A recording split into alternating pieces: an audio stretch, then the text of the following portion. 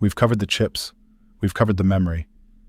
For part 3, we need to talk about something unglamorous, but possibly the most important constraint on the entire AI revolution: electricity and heat.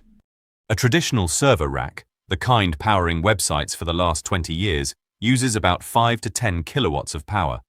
A modern AI server rack pulls 60 to 100 kilowatts. Put thousands of those in one building and you have a structure drawing as much power as a small town, and generating heat that, without intervention, would destroy everything inside it. So the physical infrastructure is becoming a bottleneck as serious as the chips themselves. More serious in some ways. You can order more chips. You cannot just conjure a power grid. Let's start with heat.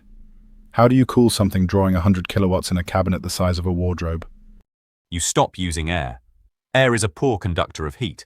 Fans blowing across chips simply cannot keep up at these power densities. The industry is rapidly moving to liquid cooling. 2 approaches. First, direct-to-chip. Liquid cooling blocks sit directly on the processor, pulling heat away at the source. Second, immersion cooling. Entire servers submerged in specialized non-conductive fluid. It sounds extreme, but it is becoming standard in the most advanced data centers. And who are the companies building this infrastructure?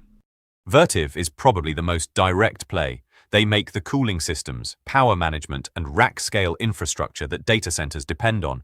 Supermicro designs the server systems optimized for these extreme power densities. And then the industrial giants, Schneider Electric and Eaton, who have been powering data centers for decades and are now seeing AI-driven demand they have never seen before. So these are the companies making sure the data center does not melt. Quietly, reliably, at scale. The kind of businesses that only get attention when something goes wrong. And this is not just an American story, is it? Not at all. China's hyperscalers, Alibaba, Tencent, ByteDance, are deploying immersion cooling aggressively for their AI clusters. In Japan, Fujitsu and Panasonic are scaling liquid cooling for the European market. And in Europe, names like Submer and LiquidStack are carving out a real niche in immersion technology. Asia-Pacific is actually the fastest-growing region for AI cooling infrastructure right now. So the supply chain for keeping AI cool is as global as the supply chain for building it. Exactly. Follow the heat and you find the opportunity on every continent.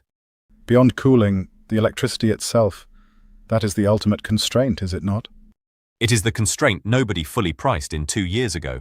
An AI data center is fundamentally a machine that converts electricity into intelligence, and the world is running short on both the raw power and the stable grid capacity to feed these facilities. Microsoft, Google, Amazon, they are all signing power purchase agreements, investing in nuclear, looking at small modular reactors. The next decade's AI story is not just about who has the best chip. It is about who can secure the electricity to run it.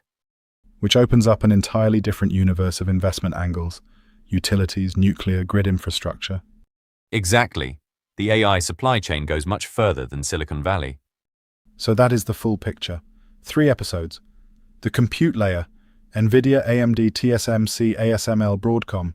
The memory layer, SK Hynix, Micron, Samsung, Western Digital, Pure Storage. And the infrastructure layer, Vertiv, Supermicro, Schneider, and ultimately whoever can deliver clean power at scale. And in the episodes that follow, we go through each of these layers stock by stock. Valuations, risks, what the market has and has not priced in. No AI, invest in AI. The stock discussions start next episode. And amid all this, do not forget the most important investment of all, enjoying the beauty of life. Drop your questions in the comments. We will see you there.